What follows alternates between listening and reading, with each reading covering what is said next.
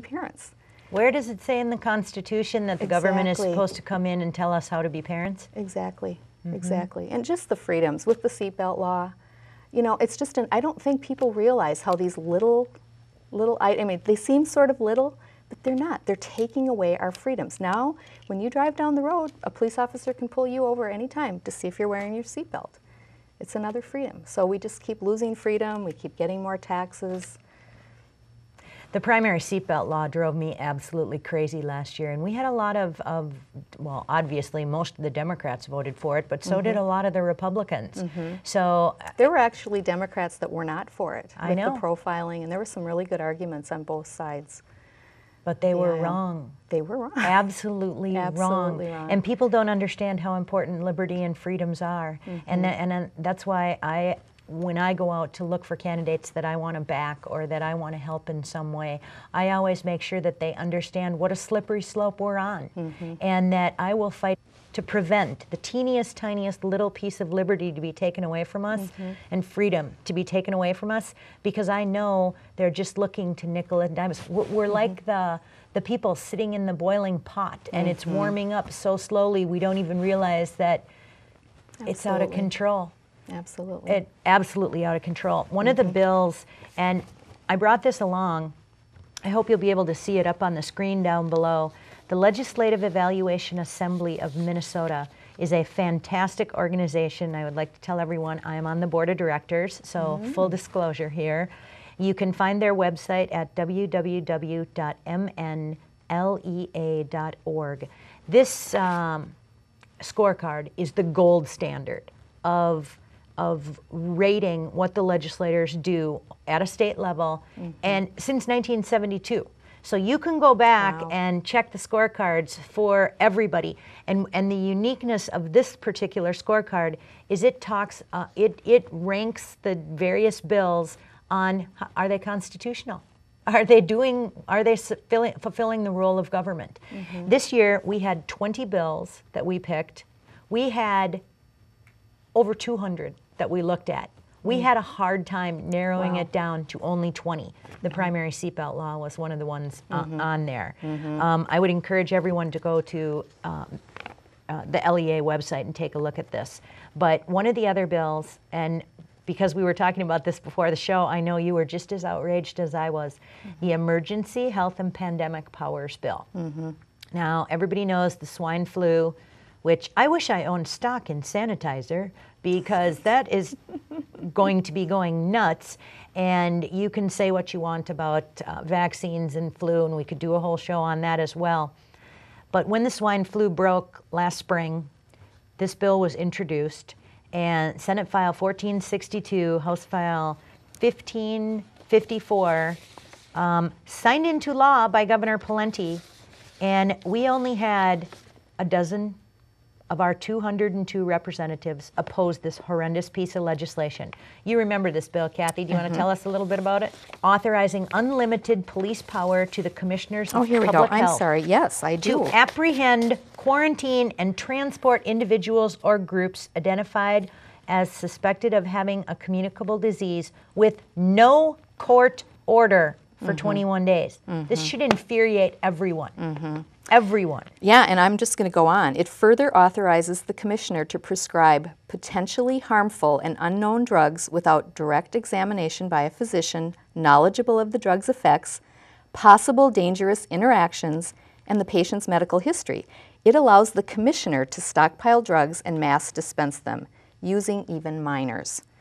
This bill gives an unelected bureaucrat absolute control in any health emergency, real or imagined, including local emergencies declared by a mayor or a county board chair, bypassing the governor's emergency powers.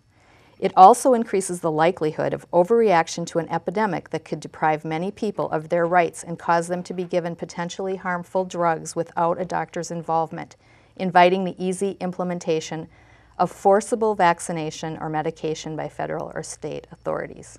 Who wants the government coming into their home? It's terrible. And It's or scary. telling you that you have to vaccinate your child. How is that the role of government? That absolutely floors me.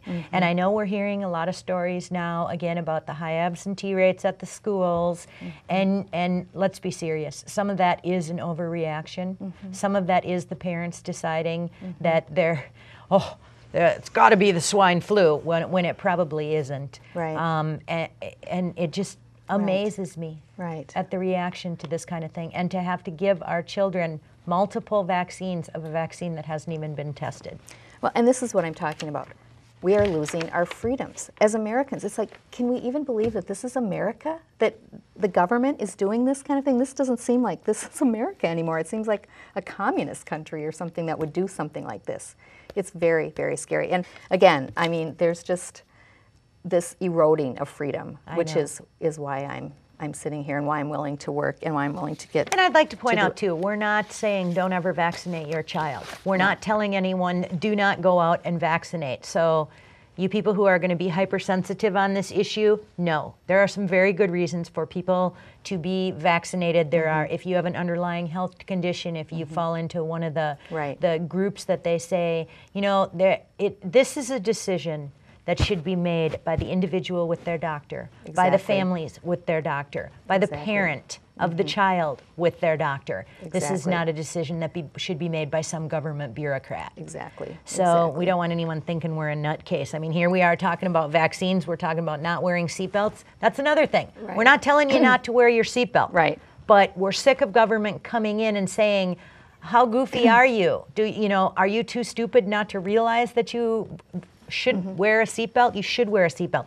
Mark my words, Kathy Lomer, they will be back next year with a helmet law. You motorcycle riders, you'll be wearing helmets next year. Maybe helmets in the car too. Well, that might be too. Wouldn't surprise me. One of the craziest bills is the mulch warning signs. Oh, that's so funny. And Senator Dibble out of Minneapolis and Representative Hornstein, I don't know what you two were thinking. But this Senate File 122, House File 1306, thank goodness Governor Pawlenty vetoed this bill. I am thrilled. But our state government actually wasted their time on talking about a bill that requires retailers selling cocoa bean shell mulch to post a sign with 36-point type, because the mulch is poisonous, and if your animal eats it, they might die. They wasted our time on that. Well, and the really, really sad, pathetic part about it, the vote in the Senate was 54-11, and the vote in the House was 68-63. Unreal. I mean, how could you have 120 of them so dang stupid that they would need to put a sign on mulch? Well, and the other one we talked about too, wasn't it the moratorium? The moratorium on the radiation facilities. I thought this was very interesting, especially because I want to represent part of Woodbury, and Woodbury wanted to have a facility to do radiation treatment for cancer and to have MRIs and things like that.